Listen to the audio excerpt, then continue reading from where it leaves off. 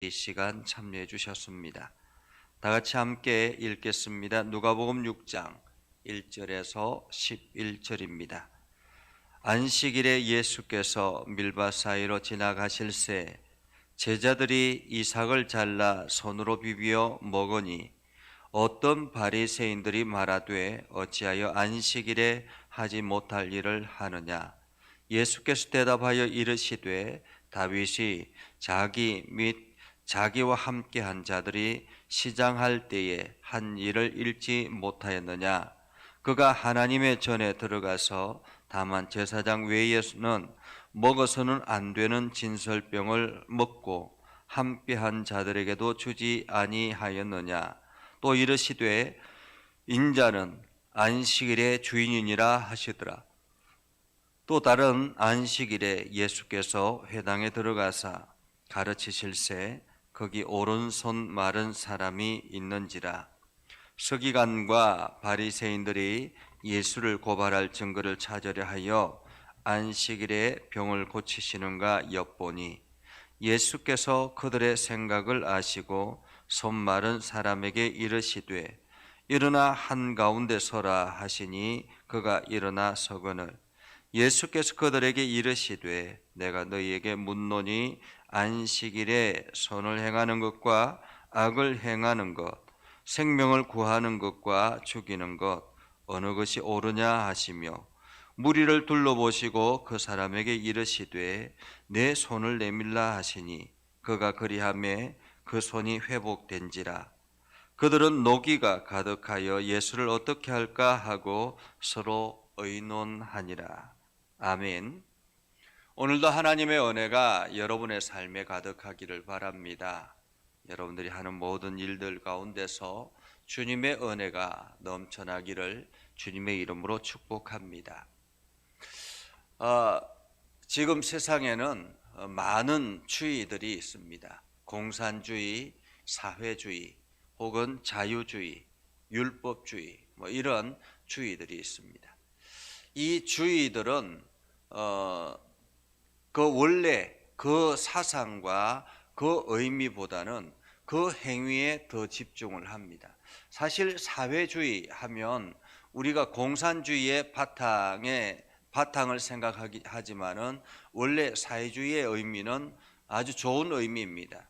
서로가 가난한 사람들이 없고 서로가 함께 나누고 더불어서 살아가자라는 그런 의미의 개념을 가지고 있죠. 그러나 이것이 강제적으로 빼앗아서 또 약한 사람들에게 나눠준다라는 그러한 생각, 그것을 가지고 이게 제도화 만들다 보니까 정작 함께 더불어 살아가자라고 했던 그 생각은 사라져 버리고 오히려 그것을 집행하는 집행자들의 입만 배만 불리는 그러한 상황이 되어 버렸습니다. 자유주의도 마찬가지죠.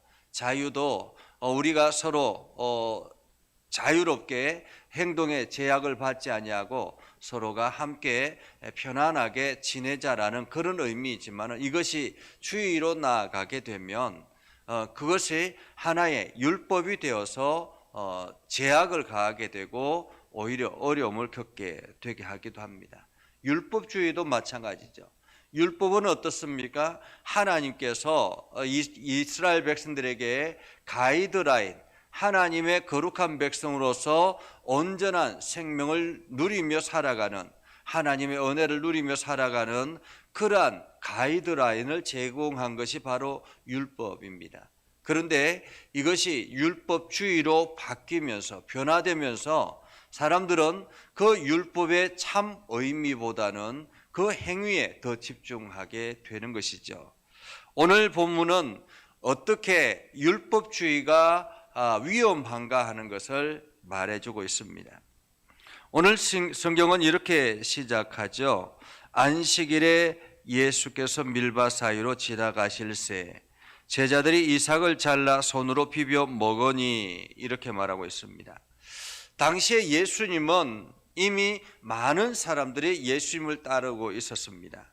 예수님을 따르는 무리들이 많이 있었다라는 말이죠. 한마디로 많은 유명인이 되었다라는 말입니다.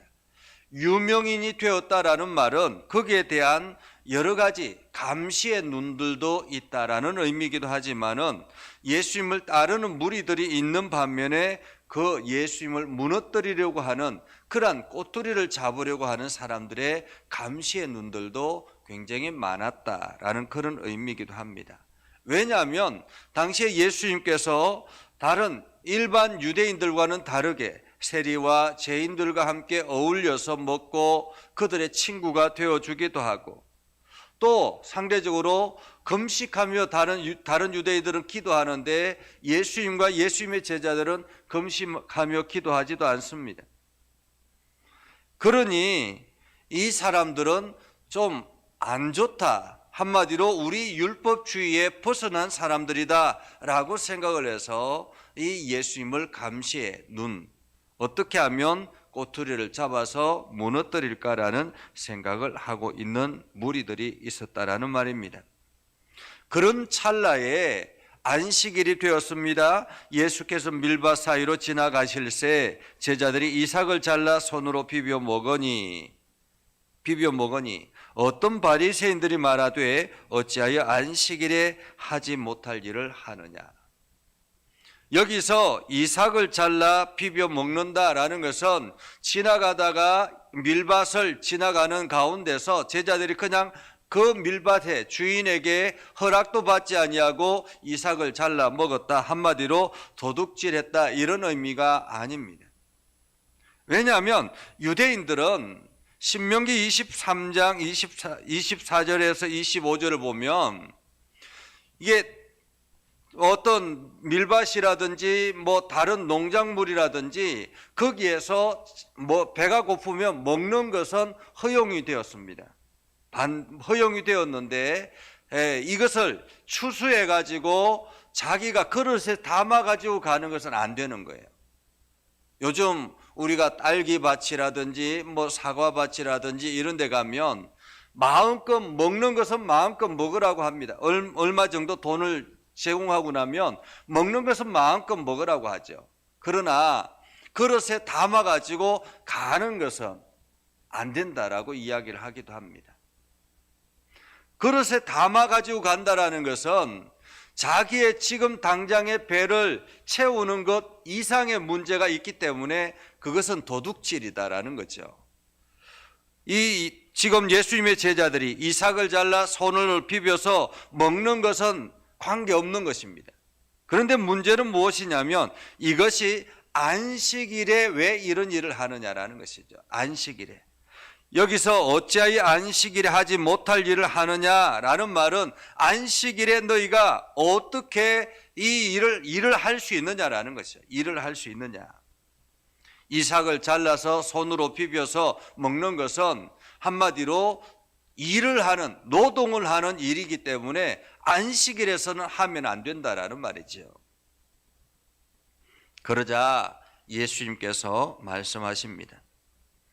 다윗이 자기 및 자기와 함께한 자들이 시장할 때에 한 일을 잃지 못하였느냐. 다윗이 사울에게 쫓겨 도망 다닐 때였습니다. 모든 사람들이 다윗을 잡으려고 혈안이 되어 있습니다. 이제 더 이상 먹거리도 없는 그러한 아주 위험한 처지가 되었습니다. 그때에 다윗이 그 한 성전의 제사장에게 찾아갔습니다. 그 제사장에게 찾아가서 지금 다윗의 형편을 이야기하자 그 제사장이 마침 이 다윗과 골리앗에 있던 그 골리앗을 처단했던 칼, 그것을 보관하고 있는 그러한 성전이었습니다. 그곳에서 지금 다윗이 거기에 진열되어 있는 진설병, 그리고 하나님 앞에 제사를 드렸던 그러한 제물들을 이 제사장이 다윗과 그 부하들에게 주었죠. 사실 진설병과 이러한 음식들은 제물 위에 제물로 드려졌던 것들은 제사장만 먹는 것이었습니다. 그런데 그 제사장만 먹는 것을 다윗에게 주면서 내가 이것밖에 할 수 없다라고 해서 그 음식을 주고 골리앗의 칼을 주었던 그러한 적이 있습니다. 그때에 다윗과 그 부하들이 그 진설병을 먹고 겨우 힘을 내서 도망을 갈 수 있었던 것이죠. 오늘 이야기합니다. 제사장 외에서는 먹어서는 안 되는 진설병을 다윗과 그 제자들이 그 따르는 무리들이 함께한 자들이 먹지 않았느냐라는 말이죠. 이 말은 무슨 뜻이겠습니까? 한마디로 지금 이 율법, 지금 이 진설병을 제사장만 먹을 수 있는 이것은 율법이다라는 거죠. 그러나 율법의 의미는 무엇입니까? 율법의 의미는, 율법의 정신은 살리는 것입니다. 사람을 살리기 위해서 하나님께서 가이드라인을 제공한 것이 바로 율법이죠. 한마디로 율법은 사람을 살리는 일입니다. 그런데 그들은 율법주의에 빠져서 율법의 행위에만 집중하고 있었다라는 말이죠. 그러자 오늘 예수님께서 또 다른 날에 다른 안식일에 회당에 들어가서 가르치려고 하는데 마침 거기에 손 마른 사람이 있었습니다. 오른손 마른 사람이라는 말은 이게 펴지지 않는 거예요. 그렇게 손 마른 사람이 있어서 서기관과 바리새인들이 예수를 지금 예수가 어떻게 하는가 가만히 지켜보고 있었습니다. 한마디로 안식일에 병을 고치는가 안 고치는가, 노동을 하는가 안 하는가 책 잡기 위해서 지켜보고 있습니다. 그때 예수님께서 그 손 마른 사람을 가운데 서게 해가지고 이야기합니다. 내가 너희에게 묻노니 안식일에 선을 행하는 것과 악을 행하는 것, 생명을 구하는 것과 죽이는 것 어느 것이 옳으냐라고 질문을 하고, 그리고 난 다음에 그 손 마른 사람을 고쳐주었습니다. 여러분 어떻습니까? 분명히 이 예수님은 안식일을 범한 것이죠. 율법에 어긋나는 그러한 행위를 한 것입니다. 그러나 이것이 문제가 되겠습니까? 요즘 말로 하면 이런 것입니다. 우리가 하나님 앞에 예배하는 예배의 시간입니다. 한창 예배하는 도중에 누군가가 쓰러졌습니다. 그러면은 어떻게 해야 될까요? 예배를 그냥 계속 모른 척하고 예배를 진행해야 될까요? 아니면은 그 쓰러진 사람을 일으켜서 인공호흡을 하고 119를 불러서 이 사람을 살리는 것이 옳은 일일까요? 율법주의자들은 이 예배 시간에 이 예배를 계속 진행을 해야 된다라고 이야기하는 거죠. 그 사람을 살리는 일은 그 나중에 해도 된다라고 이야기를 하는 것입니다. 그러나 그렇지 않죠. 시간이라는 것이 있지 않습니까? 사람을 살릴 수 있는 그러한 시간이라는 것이 있지 않습니까? 오늘 우리가 율법주의에 빠져서 신앙생활해서는 안 된다라는 것입니다. 하나님께서 우리들을 부르신 부름의 목적이 무엇이고, 그리고 하나님께서 왜 이 성경의 말씀을 우리들에게 주셨고, 그 의미가 더 중요하고 그 의미를 깨닫고 우리가 순종하며 나아가려고 해야지, 한마디로 우리가 마치 율법주의가 되어서 어떤 것이든지 이것은 하고 이것은 말아야 된다라는 이러한 기준으로 살아서는 안 된다라는 거죠. 그래서 우리가 오늘 하루를 행하는 삶을 살아갈 때에도 마찬가지입니다. 내가 무엇을 하며 살아갈 것인가를 우리가 고민하며 나아갈 때에도 내가 율법주의적인 신앙을 가져서는 안 되고 하나님께서 지금 무엇을 원하시는가를 우리는 찾으며 나아가야 되는 것입니다.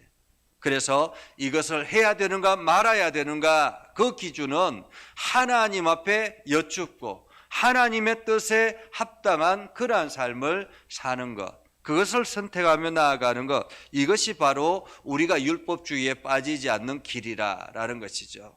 그래서 오늘도 우리가 율법과 율법주의, 행위에 집중하는 것이 아니라 그 정신과 의미에 집중하고 하나님의 선한 뜻을 깨닫는 그러한 저와 여러분이 될 수 있기를 주님의 이름으로 축복합니다. 기도하겠습니다. 거룩하신 아버지 하나님, 오늘을 감사합니다. 오늘도 하나님의 말씀을 붙들고 나아갑니다.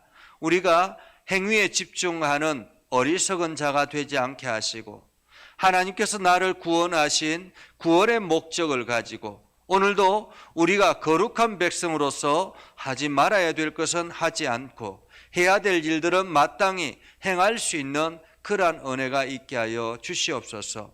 아버지 하나님, 그래서 우리가 날마다 하나님의 선한 뜻을 묻고 하나님의 말씀 앞에 겸손하게 서며 하나님의 말씀 앞에 순종하는 우리의 삶이 되게 하여 주옵소서.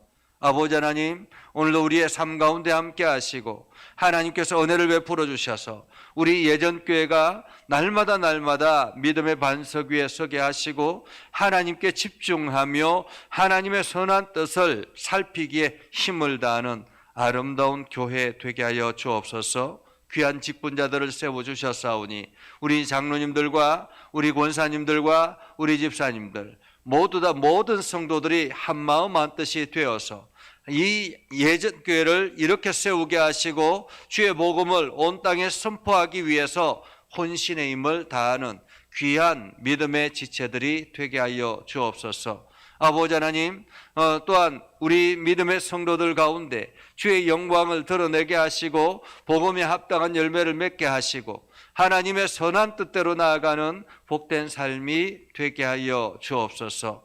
오늘도 육신의 연약한 이들을 주님께서 어루만져 주시고 강건하게 하셔서 치료하시고 회복하게 하시고 오늘도 하나님의 일꾼으로서 온전히 바로 서게 하여 주시옵소서. 기도하는 모든 이들 가운데 함께 하시고 열방 가운데 나아가 있는 모든 선교사님들과 그 선교 현장마다 하나님의 놀라운 역사가 일어나게 하여 주옵소서.